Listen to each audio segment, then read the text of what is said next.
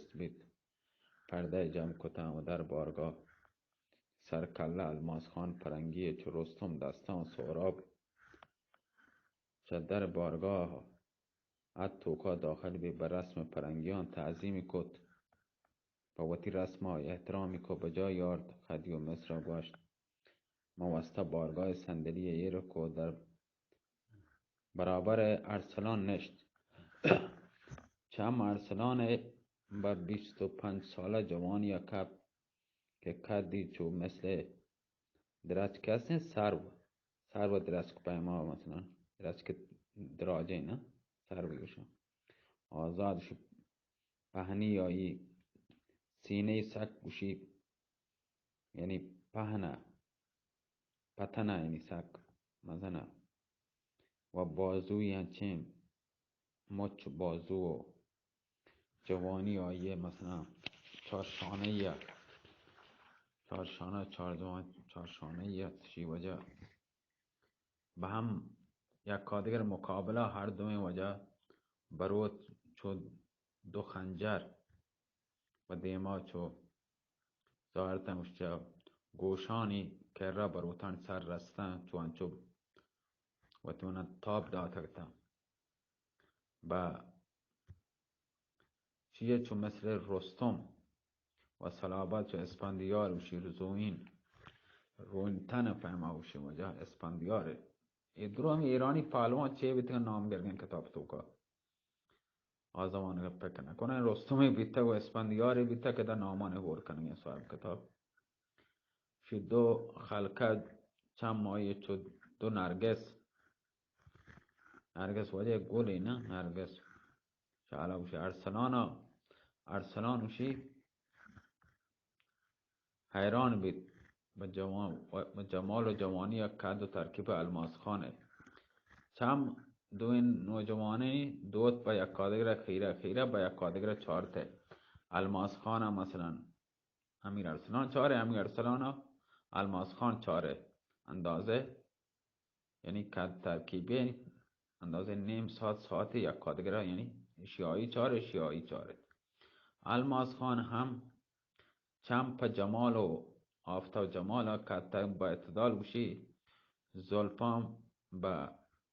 امیر ارسلان نامدارگا کپ تو 18 ساله بچه که دیدتی من نهایت خوشگیری و خوبصورتی جوانی که بس سینه هموش وجه پهن یعنی پتنه و کوی هیکلی بازوی کوی تن دست مچی گردنی کشتگا صورت آیه چوگوشی مثل یاکوت پیما یاکوت رومانی یعنی یاکوت رومانی پیما هنچو گروه که یعنی هنچو خوشگل امیر ارسلان که دایوشی مثل سرو درست که دراج چو بیت پیما برز رو وجه چو زندگانی لب جوانی وشی چو بدخشان هم وجه یه یاکوتی نامه وشی آی صورت چو مثل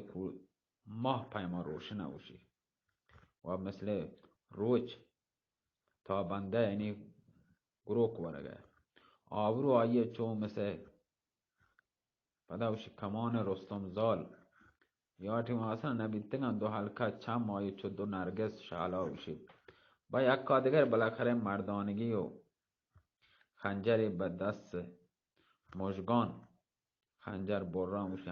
یک کادگر بالاخره مردانگی وشی پسندته اهل بارگاه و دوینان یک کادگر چارگاه یعنی حیران بیتن و مشک و دست گلی هم وشی اطراف آیه مید مردانی رتکگتن و جمال و یک کادگر چو مثل یوسف شجاعت آنی چو مثل پرامرز یل و افراسیاب ترک چم الماس خانه چه گندگ ارسلانه خیران وشی چپ بیتن چون که حریف وتی حریف دید تو مردا چه مردانگی یک دیگر مردانگی وتی پسندتن اندازه حدود وشی 2 ساعت حیران شی آیه چاره پشت الماس خانه چه گندگ ارسلانه لرزه تمام مردمانی که من بارگاه نشتگتن متوجه حال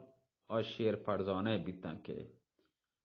میرسان گنده های پشت لرزه جایی واسب کن. بعد چایا خدیو مصر دیم گو ارسلان کت گوشت جوان ایشو خوش آمدید بگوش و جستی بکن بچه منظوری تو داد که ارسلان عرض کو بچمان چشم. ارسلان دیم گو الماس خانه کت و گوشتی الجی خان سلطان گوشگه خوش آمدید و شد که سک عجب هستیم بچه منظوری تو داد که الماس خان محو شیرین خبری ارسلان بی تو گوشتی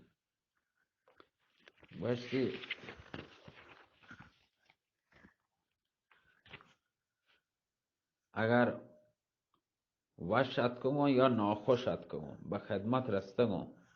بنده یه الجی هستم. یعنی اگر وشت کنم یا ناوشت کنم به شما خدمت ات کنم. من بنده یه نوکریم و نام رسینو کیوں یا قاصدیم چه طرف پادشاه پرنگی پادشاه کلاد سیم پرنگ نامه مارتا من نامه چیوں قاصدیم هر مطلبی هسته در همین نامه توکا هسته. نامه توکا لکھتا ارسلانه به زبان مصری به عرض خدیو مصر رسید که خدیو پدا نامه لوٹه. الماس خانه چه جاگه پادت با ادب تمام نامه به دست خدیو مصر داد. طبک زری هم نثار نامه کد. نامه و خدیو مصر وشی بچه نامه به دست وزیر داد و گوشتی بوان بگندو چه لکتا. وزیر نامه گفت و دیدی به خط رومی لکتا. اول به نام خدا که به کس نیستیم مشترک خالق و خلاق و مالک و ملک. اول به نام خدا اول به نام که به کسی نیستیم هیچ کسا شریک نه مشترک نه خالق کل مخلوقات و مالک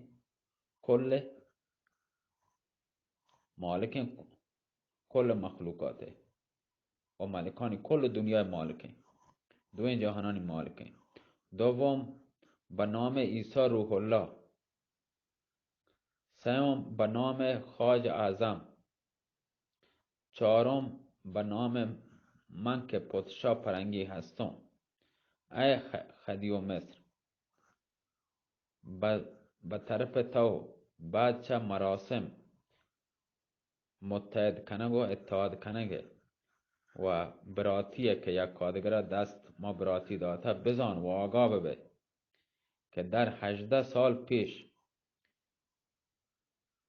سال پیش چیدای لشکری مزنی به ستاره و فرماندهی که من لشکر سکن فرمانده سر لشکر سامخان پرنگی به عزم تسخیر قسطنطنیه روم دیمون دادگا. سامخان سپاسالار منی سپاسالار لشکر سربرا ملکشاه رومی کشتی و آی جنین اسیر کتن چه روما چه گفتنتی و جنینا هور ملکشاه همسر ما کشتی توکا نندین تنتی به خدمت منی واسه دیمه دادن. کشتی آهانی من راها در فلان جزیره در میان دریا واقع هسته لنگری دور داد و تمام سرنشینا کشتی میله دنا اتکن و همه جزیره به سیلا سرگرم بیتن. بانو حرم ملکشاه باردارد که تتک و تارد در جزیره توکا پنهانی کو. کسی چه اهل کشتی ها معلوم نبیتن نفهمته و چایی ها گوستن و اتکن. بعد چه 40 روز خواجه نومان مصری ملکه تجار، خواجه نعمان مصری رئیس کل تجارتانی پادشاه تجارتانی تجارانی مصر که گذری با جزیره کبت. بانو حرم ملکشاه در آ جزیره دیدتی و آیی به مصر آردی. بانو یه چوکی مردین چوکی چه ملکشاه به دنیای آرد. خواجه نعمانا نام آیی ارسلان ایرکو و تربیتی کو. هنی ارسلان بن ملکشاه رومی من لوگا خواجه نعمان 18 ساله هستیم که بانو هم جنین خواجه نعمان هستیم. اگر بلوٹ ولایت مصر آرام ببی، جنگ و جدل مبی، آرام ببی، من گونترا منا کاری نیستیم. الماس خان پرنگی که چه منی پامیل و منی سپه سالاران هستیم سرلشکران و امیر بارگاه نشین منی بارگاه نندو که ده منداتا. خواجه نعمان تاجر و آیه جنین بانو حرم ملکشاه و ارسلان بن ملکشاه شن دستان به گردن ببند، به دست الماس خان بده، به خدمت منیگه روانه بکن، منی خدمت دیمه ده. به عیسی بن مریم قسم اگر خواجه نعمان و جنین و ارسلان به ای طریقه که من لکته تو دیمه مده تو که چه ملکشاه رومیا با مستر نه لشکر وطیگا همدا چه حرکت دون شهر مصر خراب کنو و جن و چوکان آل مصر گان به خرابات نندینو و من زانو گونتین خواجه نعمان ارسلانا چه بکنو. بانو هم به کاترچی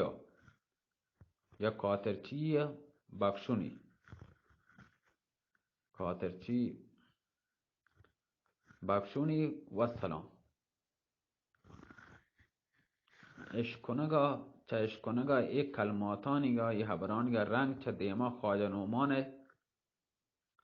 پرت سر تره چو بید پیما مولای وشو به لرزگا درد. چه اشکنگا ای حبرانی حالتی هم به امیر ارسلان دست داد که مدام آی جسم بدن چو خنجر پیما نشتر پیما راست بیتن مشتاتن و خلقه وشی چمانی هم چمی برگشتن همه چمانی هم چی هوشن ها مچاچن چی هم ترتن چوٹ بیتن و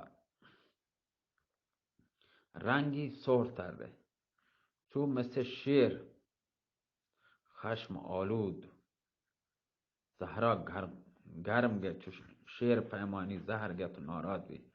چوٹ با خواجه نعمان نظری کت خدیو مصر گوشت وزیر پدا بوانی بگندون چه لکتا. وزیر دوباره وانت عرضی کت در یک کاغذ همه پیمان لکتا هستن که ارسلان